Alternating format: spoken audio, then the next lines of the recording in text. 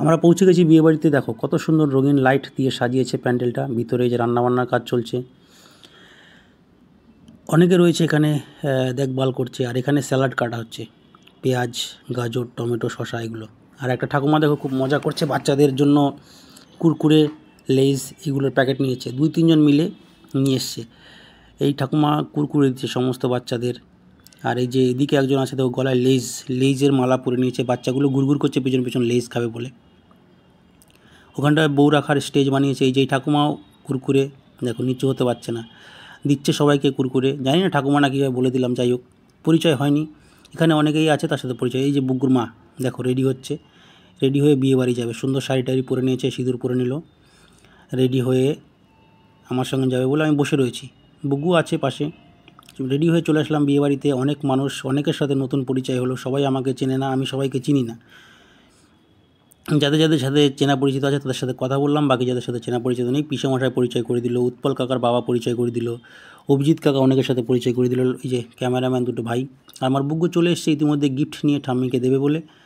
ওই দেখো লজ্জা পাচ্ছে, ঠাম্মিকে দিল, বললাম ছবি তুলবে, আর গেল না। বুগ্গু লজ্জা পেল, লাফ দিয়ে নেমে গেল নিচে। অনেক মানুষের ভিড় হয়েছে, প্রচুর মানুষ এসছে।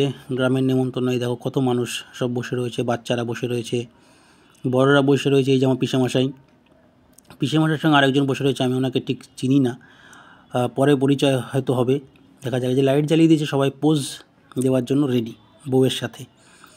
বউ দাঁড়িয়ে গেছে ওখানে, সবাই যে যার যার মতন গিফট দিচ্ছে। আমরা চলে এসেছি দেখো খাবারের লাইনে।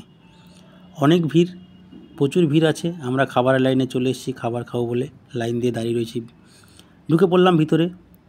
এসে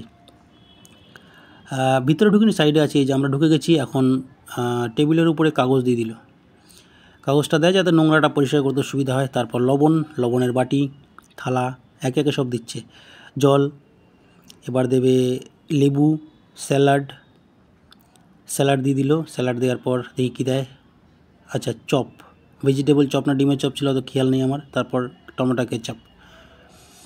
বুগু খাচ্ছে, একটা একটা বাইট নিচ্ছে, অল্প অল্প করে মোবাইল দেখছে। সঙ্গে দিল রাধা বল্লভী, চানা মশলা, ডাল, ভাত, পরপর সব দিচ্ছে। এই যে চিংড়ি, তারপরে মটন সব দিয়ে দিয়েছে। বুগু দেখো অল্প অল্প করে মটন খাচ্ছে, বলছে আমার মটন খেতে ভালো লাগে। আমরা খাও তাহলে, মটন খেতে যদি ভালো লাগে তাহলে খাও, অসুবিধা কী আছে।